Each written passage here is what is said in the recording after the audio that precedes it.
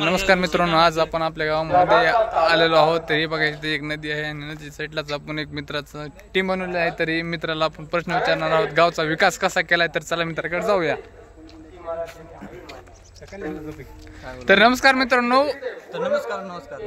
तर तुमच्या गावामध्ये सरपंचाने विकास काय केलाय? आमच्या गावामध्ये भरपूर असा विकास झालेला आहे.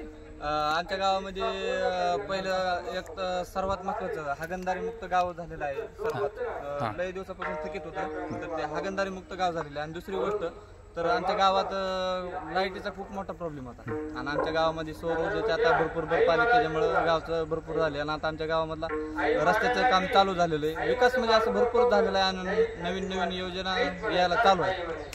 तरी पण प्रत्येक माणसाचं असं स्वप्न असतं की आपल्या घरासमोर एक नळ असायला पाहिजे. तर ते सरपंचाने तुम्हाला आहे ना, नळ काढून दिले ना. प्रत्येक दारामध्ये एक नळ काढून दिलेला आहे. पाणी येते का नळाला? नळाला पाणी येतं की एक दिवस आड एक पाणी आहे, गरम पाणी आहे, प्यायचं पाणी आहे, फिल्टरचं पाणी आहे, असे 2-3 नमुन्याचं पाणी येतं आम्हाला प्यायला.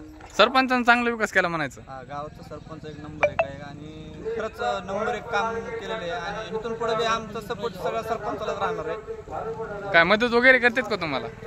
निमेराचं जरी फोन लावलं तरी कुठल्याही कामाला हजर असतात. कुठं काही भांडणं वगैरे झाले, कुठं काय अडचण आली तर प्रत्येक गोष्टीमध्ये हजर राहतात. रस्ता वगैरे कसा आहे गावचा? रस्ता बिस्ता सगळा एक नंबर आहे. सगळं व्यवस्थित आहे. ठीक आहे.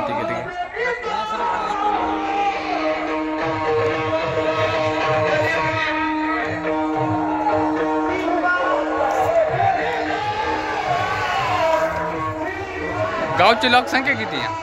गावची लोकसंख्या आहे जवळजवळ 6,500 आणि मतदान संख्या आहे 3,500. सरपंच कसा केला तुम्ही? निवडून दिला का जनतेतून निवडून हे केला?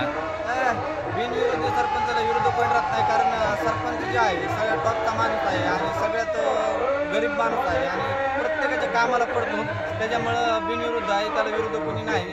तर हा दरवर्षी आमचा फिक्सच असतो. मग जनतेतून नसतो म्हणायचं, असं बिनविरोध प्रत्येक वर्षी निवडून येतो म्हणायचं सरपंच. ठीक आहे. माहिती दिल्याबद्दल धन्यवाद.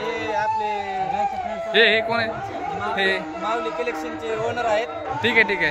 सध्या ते काही नाहीत, मग त्याच्यामुळे आपण ओनर आहोत. आपले कस्टमर आहेत. ते आता चाललेच कुठं? हा फोन लागलेले आहे, ते चालले. तर चला तर बघूया ते गायच्या कशी खातात त्याची थोडीशी माहिती घेऊया.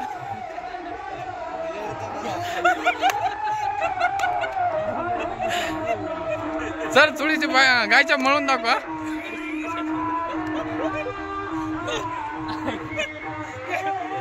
ठीक आहे. माहिती दिल्याबद्दल धन्यवाद सर का.